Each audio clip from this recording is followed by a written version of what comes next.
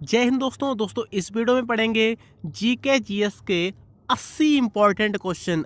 80 यानी कि 80 important question पढ़ेंगे। सेलेक्टेड क्वेश्चन होंगे, अच्छे लेवल के क्वेश्चन होंगे। वही क्वेश्चन मैंने आप सभी के लिए लिए हैं जो आप सभी के पेपर में गाइस पूछे जा सकते हो। ठीक है, प्रीवियस ईयर एग्जाम में सभी क्वेश्चन पूछे गए, रिपीटेड सभी क्वेश्चन रहने वाले हैं। चलिए देखिए, आपका पहला क्वेश्चन क्या है। पहला क्वेश्चन इंपॉर्टेंट है। फर्स्ट क्वेश्चन ध्यान से देखो, भारत में हरित क्रांति की शुरुआत कब हुई थी? भारत में हरित क्रांति की शुरुआत कब हुई थी? तो 1966-67, 1983-84, 1970-71। करेक्ट है इसका ऑप्शन नंबर ए वाला।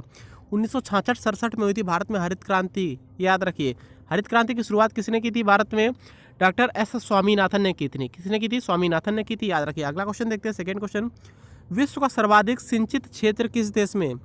विश्व का सर्वाधिक सिंचित क्षेत्र किस देश में पूछा जा रहा है? चीन, Japan, Sri Lanka, Zimbabwe. Second question का ए करेक्ट है, चीन देश है। याद रखिए, विश्व का सर्वाधिक सिंचित क्षेत्र किस देश में? चीन में है। तीसरा क्वेश्चन देखिएगा क्या बनना है। भारत का बोस्टन के रूप में किस शहर को जाना जाता है? भारत का बोस्टन किसे कहते हैं? किस शहर को जाना जाता है? अहमदाबाद को जानते हैं। याद रखिए, किसे? अहमदाबाद को। ठीक है, ज़्यादा टाइम वेस्ट नहीं करेंगे, फटाफट क्वेश्चन करेंगे। कम समय में ज़्यादा क्वेश्चन करने का टारगेट रखेंगे। तो 80 क्वेश्चन बहुत ज़्यादा क्वेश्चन है, मैंने ज़्यादा क्वेश्चन ले रहा हूँ वैसे।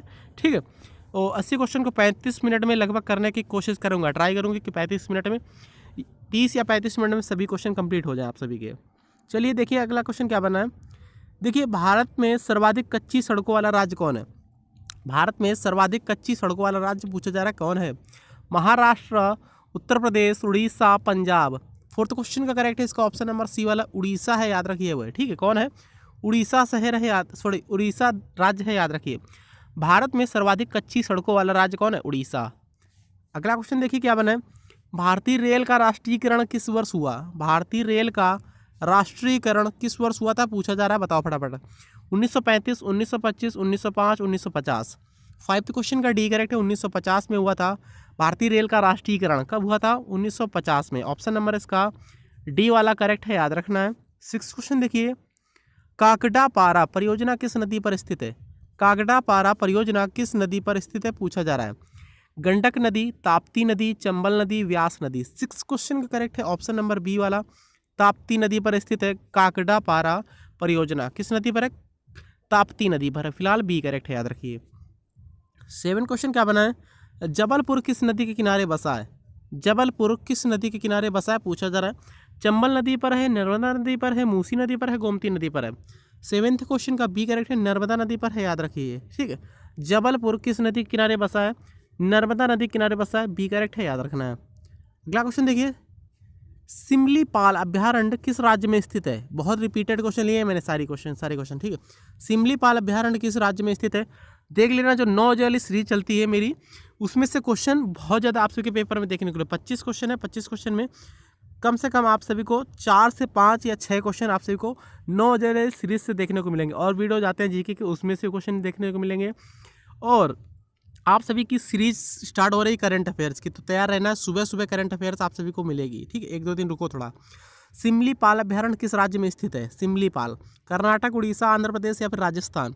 8 क्वेश्चन का बी करेक्ट है, याद रखिए। उड़ीसा राज्य में स्थित है सिमलीपाल अभ्यारण्य। बी करेक्ट है, याद रखना है। 8 क्वेश्चन देखिए, थारू किस राज्य की प्रमुख जनजातियाँ? थारू किस राज्य की प्रमुख जनजातियाँ हैं पूछा जा रहा है। उत्तरांचल, छत्तीसगढ़, झारखंड, असम। 9th क्वेश्चन का यहाँ पर ए करेक्ट है, उत्तरांचल की हैं। याद रखिए, थारू किस राज्य की प्रमुख जनजातियां हैं? उत्तरांचल की। 10th क्वेश्चन देखिए क्या बनना है। किस रेगुलेटिंग एक्ट के तहत कोलकाता में एक सुप्रीम कोर्ट की स्थापना की गई थी? किस एक्ट के तहत की गई थी कोलकाता में सुप्रीम कोर्ट की स्थापना? 1957, 1773, 1813 या फिर 1833। 10th क्वेश्चन का बी करेक्ट है, 1713 में की गई थी, 1773 में की गई थी। याद रखिए। ठीक है, किस रेगुलेटिंग एक्ट के तहत कोलकाता में सुप्रीम कोर्ट की स्थापना की गई? 1773 में। बी करेक्ट है, याद रखना है। संविधान के प्रारूप पर कुल कितना दिन बहस हुई थी? संविधान के प्रारूप पर कुल कितने दिन बहस हुई थी पूछा जा रहा है। 110 दिन, 56 दिन, 60 दिन या फिर 114 दिन। तो 11th क्वेश्चन का करेक्ट है इसका ऑप्शन नंबर डी वाला, 114 दिन यहाँ पर बहस हुई थी कुल। याद रखिए। ठीक, कितने दिन? 114 दिन। चलिए देखिए अगला क्वेश्चन, राज्य पुनर्गठन आयोग के अध्यक्ष कौन थे? राज्य पुनर्गठन आयोग के अध्यक्ष कौन थे? फजल अली, लियाकत अली, रहमत चौधरी, कोई नहीं। 12 क्वेश्चन का एक करेक्ट है, फजल अली से याद रखिए। नेक्स्ट क्वेश्चन देखिए 13 क्वेश्चन क्या बना है? भोपाल गैस दुर्घटना कब हुई थी? भोपाल गैस दुर्घटना कब हुई थी? तो करेक्ट आंसर डायरेक्टली बता रहा हूँ, 13 क्वेश्चन का बी करेक्ट है। 3 दिसंबर 1984 में हुई थी, याद रखिए। 3 दिसंबर 1984 में भोपाल गैस दुर्घटना हुई थी, याद रखिए। श्वेत रक्त कण यानी WBC, वाइट ब्लड सेल, ठीक है, का जीवन काल कितना होता है? तो इसका राइट आंसर किसके साथ जा रहा है? 2 से 8 दिन, 3 से 5 दिन, 2 से 4 दिन, या फिर कोई नहीं। 14 क्वेश्चन का करेक्ट है सी वाला। तो वाइट ब्लड सेल यानी कि श्वेत रक्त कणिकाओं का, यहाँ पर श्वेत रक्त कण या फिर श्वेत रक्त कणिकाओं का जीवन काल होता है 2 से 4 दिन। और रेड ब्लड सेल यानी RBC भी होता है, उसका जीवन काल कितना होता है? 120/80 होता है, ठीक है, याद रखना है। 100 से 120 दिन होता है, उसका भी याद रखना है। 15 क्वेश्चन देखिए क्या बना है? मनुष्य में लगभग कितना लीटर प्रतिदिन लार निकलता है? ठीक है, मनुष्य में लगभग कितना लीटर प्रतिदिन लार निकलता है? 2 लीटर, 3 लीटर, 4 लीटर, 1.5 लीटर। 15 का करेक्ट है डी वाला, 1.5 लीटर निकलता है प्रतिदिन, याद रखिए। मनुष्य के शरीर में लगभग 1.5 लीटर लार बनता है एक दिन में, याद रखिए, डी करेक्ट है। 16 क्वेश्चन क्या बना है? मानव शरीर की दूसरी सबसे बड़ी ग्रंथि कौन सी है? मानव शरीर की दूसरी सबसे बड़ी ग्रंथि पूछा जा रहा है, कौन सी है? पित्ताशय, अग्नाशय, अमाशय, कोई नहीं। 16 क्वेश्चन का करेक्ट है इसका ऑप्शन नंबर बी वाला, अग्नाशय ग्रंथि है, याद रखिए। मानव शरीर की दूसरी सबसे बड़ी ग्रंथि है अग्नाशय। पहली ग्रंथि कौन सी? यकृत है, याद रखिए। चलिए अगला क्वेश्चन देखिए क्या बनना है। हाँ, ये क्वेश्चन हो गया। 17 क्वेश्चन आ गए हैं। विश्व में रसायन विज्ञान में प्रथम नोबेल पुरस्कार से सम्मानित व्यक्ति कौन है? नोबेल पुरस्कार से कौन सा व्यक्ति सम्मानित किया गया था? रॉन्टजन, JH वेटहा, आर्थर एस, कोई नहीं। 17 क्वेश्चन का करेक्ट है इसका ऑप्शन नंबर बी वाला, JH वेटहा, ऑप्शन नंबर बी करेक्ट है। चलिए, चीन ने सर्वप्रथम वीटो का प्रयोग कब किया था? चीन ने सर्वप्रथम वीटो का प्रयोग कब किया था पूछा जा रहा, बताओ। तो करेक्ट है 18 क्वेश्चन का ऑप्शन नंबर ए वाला, अगस्त 1972 में किया था, याद रखिए। कब किया था? अगस्त 1972 में। अगला क्वेश्चन देखिए 19 क्वेश्चन क्या बनना है? WHO की स्थापना कब हुई थी? वर्ल्ड हेल्थ ऑर्गेनाइजेशन, विश्व स्वास्थ्य संगठन, ठीक है, याद रखिए। WHO की स्थापना 1948 में हुई थी, याद रखना है। कब हुई थी? WHO की स्थापना 1948 में हुई थी। ऑप्शन नंबर इसका भी ए करेक्ट आंसर हो जाएगा, याद रखना है। चलिए 20 क्वेश्चन देखते हैं क्या बना है। नाटो में सदस्य की संख्या है, नाटो में सदस्य की संख्या कितनी होती है पूछा जा रहा है? 25, 26, 27, 28। 20 क्वेश्चन का डी करेक्ट है, 28 होती, याद रखिए। चलिए 21 क्वेश्चन देखिए, गुटनिरपेक्ष आंदोलन का पहला शिखर सम्मेलन कब हुआ था? गुटनिरपेक्ष यानी नाम, गुटनिरपेक्ष आंदोलन का पहला शिखर सम्मेलन कब हुआ था? 1963, 62, 61, कोई नहीं। 21 क्वेश्चन का सी करेक्ट है, 1961 में हुआ था पहला आंदोलन, मतलब कि गुटनिरपेक्ष आंदोलन का पहला शिखर सम्मेलन हुआ था 1961 में। सी करेक्ट है, याद रखिए। ज्योति तीव्रता का मात्रक क्या होता है? मात्रक पूछ लिया जाएगा पेपर में, हो सकता है आप सभी इसे पूछा जाए, ठीक है। ज्योति तीव्रता का मात्रक क्या होता है? पेपर में देख लेना कौन कौन से क्वेश्चन आएंगे, किस टाइप के क्वेश्चन आएंगे, सभी क्वेश्चन ध्यान से पढ़ते रहना है, ठीक है। ज्योति तीव्रता का मात्रक क्या है? 22 क्वेश्चन का डी करेक्ट है, कैंडला है, याद रखिए। ज्योति तीव्रता का मात्रक कैंडला होता है, ठीक है। चलिए अगला क्वेश्चन देखते हैं। मोटरसाइकिल का आविष्कार किसने किया था? फिलहाल ये क्वेश्चन नहीं आएगा पेपर में, फिर भी आप लोग देख लो एक बार, मोटरसाइकिल का आविष्कार किसने किया था? 23 क्वेश्चन का बी करेक्ट है, जी डेमलर ने किया था मोटरसाइकिल का आविष्कार। जी डेमलर, मोटरसाइकिल, जी डेमलर का आविष्कार, मोटरसाइकिल का आविष्कार जी डेमलर ने किया। देखिए अल्कोहल कितना डिग्री पर जमता है, ये क्वेश्चन आ सकता है आपके पेपर में। अल्कोहल जो होता है कितना डिग्री पर जमता है, कितना डिग्री सेंटीग्रेड पर जमता है? 24 का बी करेक्ट है, -115 डिग्री सेंटीग्रेड, -115 डिग्री सेंटीग्रेड पर अल्कोहल जमता है, बी करेक्ट है। कान पर ध्वनि का प्रभाव कितने समय तक रहता है? जो ध्वनि का प्रभाव रहता है कान पर कितने समय तक के लिए रहता है पूछा जा रहा है। 25 क्वेश्चन का करेक्ट है इसका ऑप्शन नंबर ए, 1/10 सेकेंड तक रहता है, ठीक है। 1/10 सेकेंड का मतलब जानते हो ना, 1/10 सेकेंड का मतलब होता है दशमलव, यहाँ एक दशमलव लगाया, 0 बढ़ गया 10 सेकेंड, 0.1 सेकेंड तक रहता है, याद रखना। अगला चलिए देखिए क्या क्वेश्चन 26 क्वेश्चन देखिए, गेट GATT के का स्थान WTA ने कब लिया था? GATT का स्थान WTO ने कब लिया था? 1995 में, 1996 में, 1992 में, 1994 में। 26 का करेक्ट है ए। 1995 में लिया था गेट का स्थान WTO ने, ए करेक्ट है। म्यूचुअल फंडों एवं स्टॉक मार्केट के नियंत्रण के अधिकार किसे दिए गए? म्यूचुअल फंडों एवं स्टॉक मार्केट के नियंत्रण का अधिकार किसे दिया गया? BSE, NSE, सेबी, कोई नहीं। 27 क्वेश्चन का सी करेक्ट है, सेबी को दिए गए, याद रखिए, ए करेक्ट, सी करेक्ट है। देखिए अगला क्वेश्चन क्या बनना है। भारत में राष्ट्रीय आय के अनुमान के आंकड़े को कौन जारी करता है? भारत में राष्ट्रीय आय के अनुमान को कौन जारी करता है? सेबी या फिर EXIM, MSO या फिर CSO। 28 का डी करेक्ट है।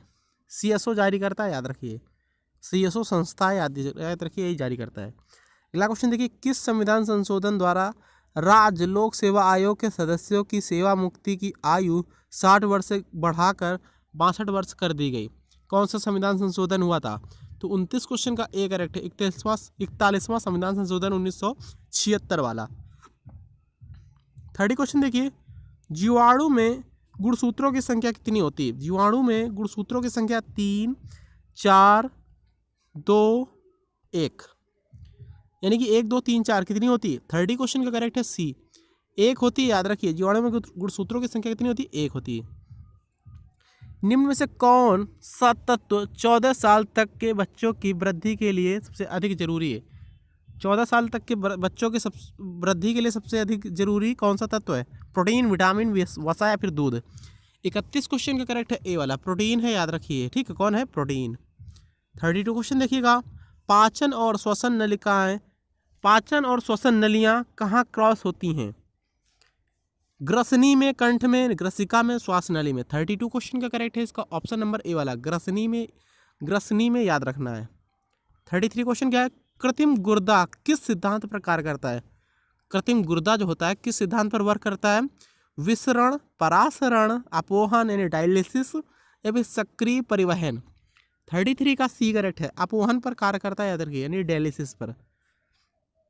देखिए, राष्ट्रीय पादप अनुवांशिक संसाधन ब्यूरो कहाँ पर स्थित है? राष्ट्रीय पादप अनुवांशिक संसाधन ब्यूरो कहाँ पर स्थित है? बेंगलोर, जम्मू कश्मीर, जम्मू दिया है, ठीक है, जम्मू, नई दिल्ली या फिर शिलांग। 34 क्वेश्चन का करेक्ट है इसका ऑप्शन नंबर सी वाला, नई दिल्ली में स्थित है, याद रखिए। राष्ट्रीय पादप अनुवांशिक संसाधन ब्यूरो कहाँ स्थित है? नई दिल्ली में। 35 क्वेश्चन देखिए, क्या क्वेश्चन बनना, ध्यान से देखो। निम्न में से कौन से जानवर वैदिक सभ्यता द्वारा ज्ञात नहीं थे? वैदिक सभ्यता द्वारा कौन से जानवर ज्ञात नहीं थे? हाथी, चीता, शेर या फिर घोड़ा। 35 क्वेश्चन का बी करेक्ट है, चीता, याद रखना है, ठीक, चीता ज्ञात नहीं था वैदिक सभ्यता में। सबसे पुरानी भारतीय दवा आयुर्वेदिक का उद्गम है, कौन है? सबसे पुरानी भारतीय दवा आयुर्वेदिक का उद्गम कौन है? यजुर्वेद या फिर ऋग्वेद, अथर्ववेद या फिर सामवेद। 36 क्वेश्चन का करेक्ट है इसका ऑप्शन नंबर बी वाला, यजुर्वेद है, याद रखना है। अगला क्वेश्चन देखिए, 37 क्वेश्चन क्या बना? संगम साहित्य की भाषा कौन सी है? संगम साहित्य की भाषा कौन सी है? तमिल, प्राकृत, पाली या फिर संस्कृत। 37 क्वेश्चन का यहाँ पर ए करेक्ट है, तमिल है, याद रखना है, ठीक है। कौन है? ए करेक्ट है।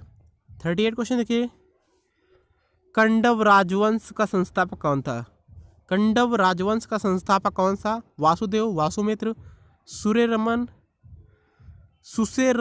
या फिर विष्णु शर्मा। 38 का यहाँ पर ए करेक्ट है।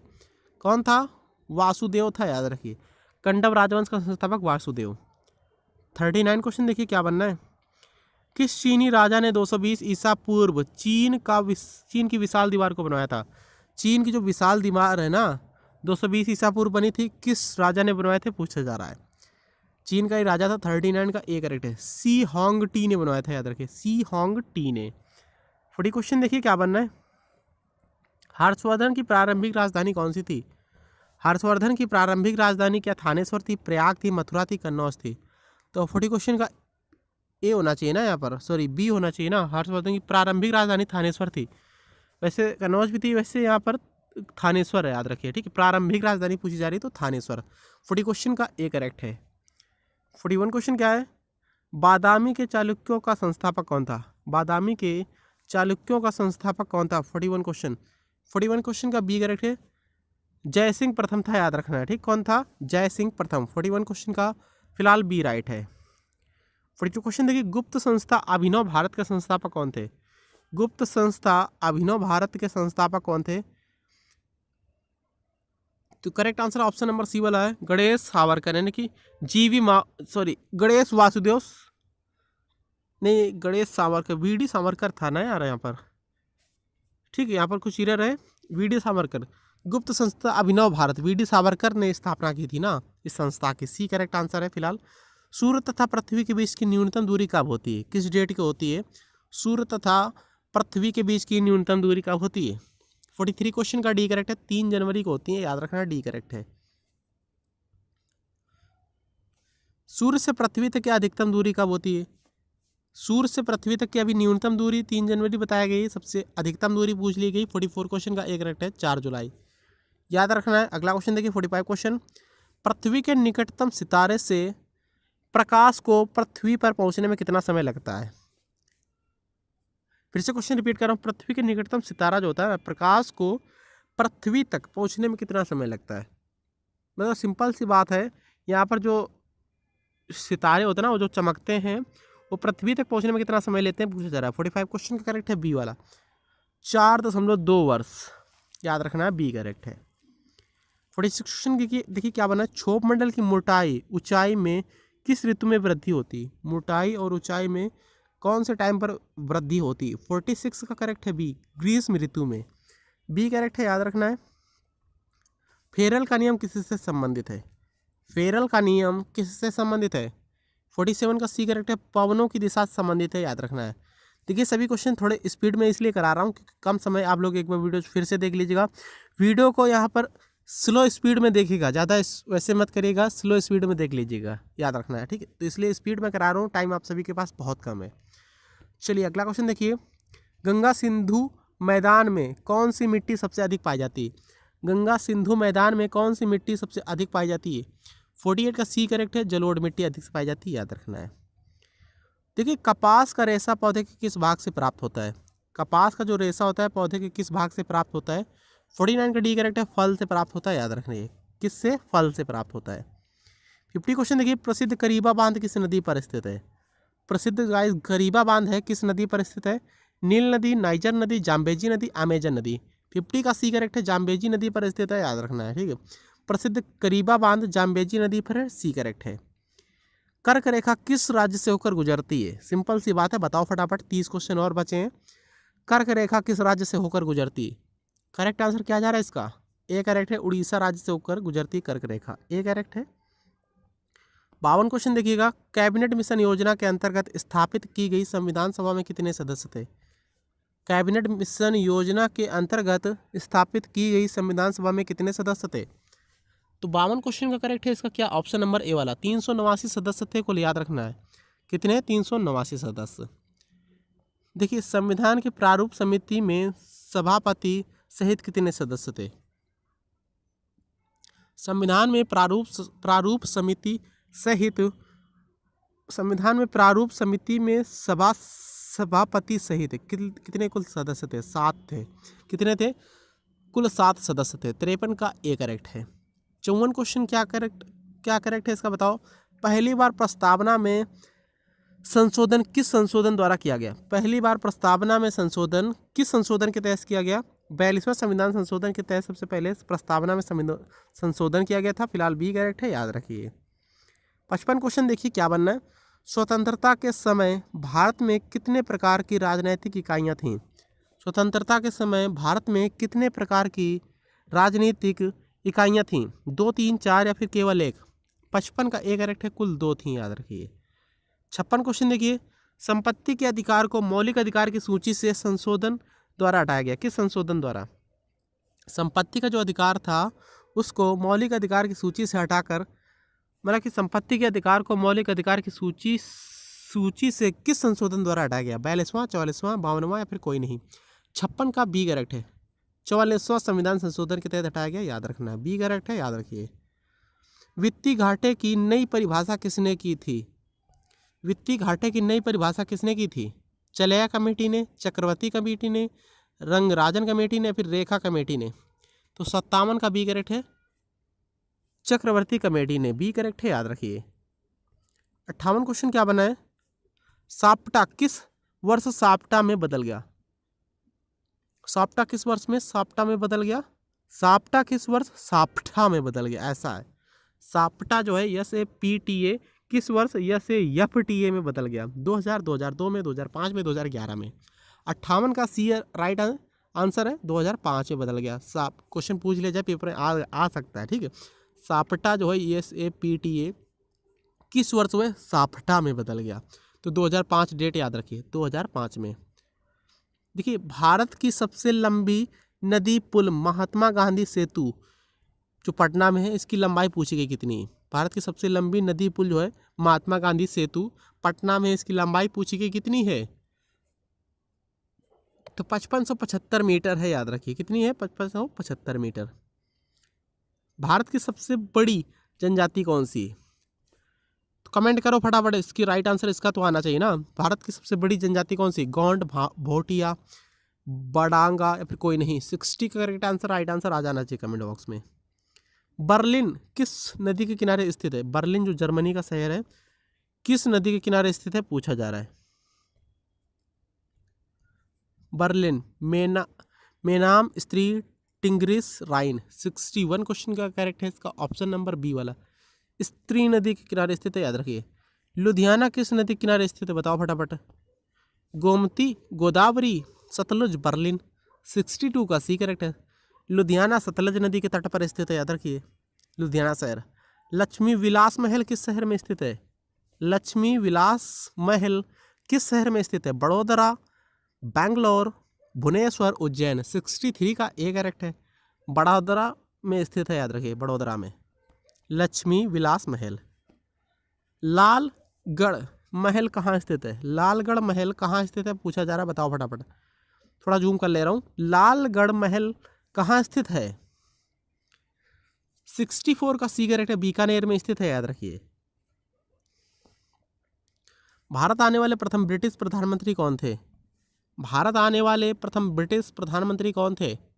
65 क्वेश्चन का डी करेक्ट है, हैराल्ड मैकमिलन थे, याद रखिए, हैराल्ड मैकमिलन। चलिए देखिए क्या क्वेश्चन बना है। भारतीय सर्वेक्षण निम्न में से किसके अधीनस्थ थे?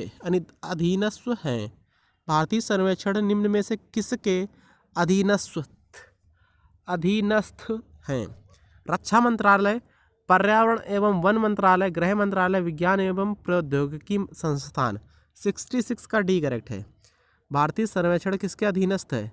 विज्ञान एवं प्रौद्योगिकी संस्थान के अधीनस्थ है, याद रखना है। देखिए क्या क्वेश्चन बनना है।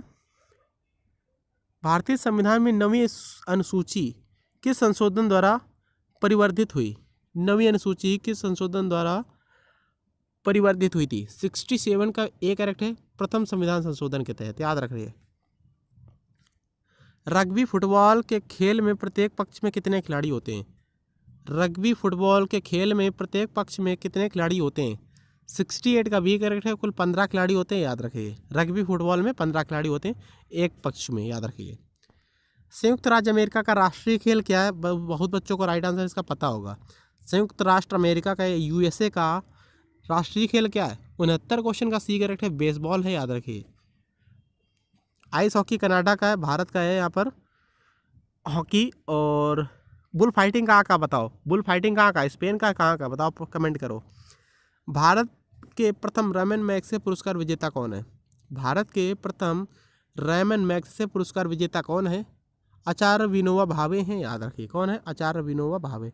ये प्रथम रैमन मैग्सेसे पुरस्कार इन्होंने जीता था, याद रखिए। देखिए क्या क्वेश्चन बनना है। विश्व की प्रथम महिला राष्ट्रपति कौन थी? विश्व की प्रथम महिला राष्ट्रपति कौन थी? तो यहाँ पर करेक्ट आंसर है मारिया स्टेला पैरो थी, ठीक, याद रखिए। एक करेक्ट आंसर जाए इसका। राष्ट्रपति पूछा जा रहा है, बहुत बच्चे यहाँ पर कमेंट करेंगे सर आप गलत पढ़ाते हो, ये वो 71 नंबर गलत है। देखते क्वेश्चन नहीं देखते हो आप लोग, इतने पागल हो जिसका कोई जवाब नहीं। हो सकता है किसी किसी वीडियो में एक आध क्वेश्चन गलत हो जाए, मगर तुम लोग सभी क्वेश्चन गलत करने में लग जाते हो फिर, ठीक है। विश्व की प्रथम महिला राष्ट्रपति कौन थी? महिला राष्ट्रपति थी मारिया स्टेला एस्टेला पैरो। यहाँ पर पूछ लीजिए विश्व की प्रथम महिला प्रधानमंत्री कौन थी, तब श्री माओ भंडार नायके लगेंगे, तब लगाएंगे प्रधानमंत्री, ये पीएम थी याद रखिए, श्रीलंका की थी याद रखिए। ठीक है, बच्चे कन्फ्यूज बहुत ज़्यादा होते हैं। 72 क्वेश्चन क्या बना देखिए, राष्ट्रीय डाक दिवस किस तिथि को मनाया जाता है, राष्ट्रीय डाक दिवस किस तिथि को मनाते हैं, 72 क्वेश्चन का सी करेक्ट है, 9 अक्टूबर को मनाते हैं याद रखिए। वीडियो अच्छा लग रहा हो तो प्लीज़ लाइक कर दें, लाइक कर दें, ज़्यादा हम टाइम आप सभी का वेस्ट नहीं करते कि लाइक करो ये करो फलाना करो, ठीक है, फलाना टाइम का करो, तो फटाफट आप सब लाइक कर दें। जिसने अभी तक सब्सक्राइब नहीं किया तो प्लीज़ सब्सक्राइब कर लें, सब्सक्राइब का बटन दिख रहा है ना, जिसको नहीं दिख रहा है तो प्लीज़ ना वो करें, और जिसको दिख रहा है तो सब्सक्राइब नीचे कर लें ज़रूर। वीडियो को शेयर कर दें एक बार प्लीज़, टेलीग्राम पर शेयर करें, फेसबुक पर ग्रुप में शेयर करें, व्हाट्सएप ग्रुप में शेयर करें, वीडियो को फटाफट स्टडी ग्रुप में शेयर करें। अगर ऐसी ही क्लासेस चाहते हैं तो प्लीज़ जिसने भी अभी तक लाइक नहीं किया लाइक करें। बहुत ज़्यादा मेहनत पड़ रही, बहुत ज़्यादा या यहाँ पर बहुत ज़्यादा प्रॉब्लम में हूँ मैं, ठीक है। तो राष्ट्रीय डाक दिवस कब मनाया जाता है पूछा जा रहा, सिंपल सी बात है, 72 क्वेश्चन का मैंने बता दिया ना, 9 अक्टूबर को मनाते हैं, सी करेक्ट है। सी राजगोपालाचारी को कब भारत रत्न से सम्मानित किया गया था, सी राजगोपालाचारी को। तो करेक्ट आंसर का क्या जा रहा है, 73 क्वेश्चन का राइट आंसर क्या जा रहा है, 73 क्वेश्चन का बी करेक्ट है। 1954 में सी राजगोपालाचारी को भारत रत्न से सम्मानित किया गया। देखिए क्या क्वेश्चन बनना, अगला क्वेश्चन ध्यान से देखो, इस क्वेश्चन को कैसे करेंगे। प्रथम सार्क शिखर सम्मेलन ढाका में कब हुआ था, ढाका बांग्लादेश में जो है, प्रथम सार्क शिखर सम्मेलन कब हुआ था पूछा जा रहा है। 74 क्वेश्चन का बी करेक्ट है, 1985 में हुआ था याद रखिए। सैमरॉक किस देश का राष्ट्रीय प्रतीक है, सैमरॉक किस देश का राष्ट्रीय प्रतीक है पूछा जा रहा है। Ireland, Australia, Canada, Argentina. 75 question का ए करेक्ट है, आयरलैंड का है याद रखिए। सैमरॉक किस देश का राष्ट्रीय प्रतीक है, आयरलैंड का। रिक्स डॉग किस देश की संसद का नाम है, रिक्स डॉग किस देश की संसद का नाम है। 76 का सी करेक्ट है, स्वीडन की संसद का नाम है याद रखिए, स्वीडन। 77 क्वेश्चन देखिए, योजना अवकाश का उल्लेख किस काल में होता है, योजना अवकाश का उल्लेख किस काल में होता है, किस टाइमिंग में होता है। तो 77 का करेक्ट है बी, 1966 से 69 में होता है याद रखिए। प्रथम अल्पसंख्यक आयोग की स्थापना कब हुई थी, प्रथम अल्पसंख्यक आयोग की स्थापना कब की गई। 78 का सी करेक्ट है, 1979 में की गई थी, सी राइट है याद रखिए। देखिए आज का यहाँ पर 2 क्वेश्चन और बचे हैं इसके बाद देखिएगा। निम्न राज्यों में सबसे बड़ी विधान परिषद किस राज्य की, सबसे बड़ी विधान परिषद तो सभी को पता होगा, उत्तर प्रदेश की ये याद रखिए, ठीक है। इससे बड़ी तो विधान परिषद तो मुझे नहीं लगता किसी की, ए करेक्ट है। आज का लास्ट क्वेश्चन देख लो, भारत का सबसे बड़ा संघीय क्षेत्र कौन सा है, भारत का सबसे बड़ा संघीय क्षेत्र कौन सा है। 80 का बी करेक्ट है, पांडिचेरी है याद रखिए। मिलते हैं नेक्स्ट वीडियो में, अच्छा लगा तो लाइक सब्सक्राइब शेयर नहीं रुकने चाहिए। थैंक यू, जय हिंद। देखिए क्या यहाँ पर टाइमिंग भी आप सभी देख सकते हो, कम समय, काफ़ी कम समय लगा आपका।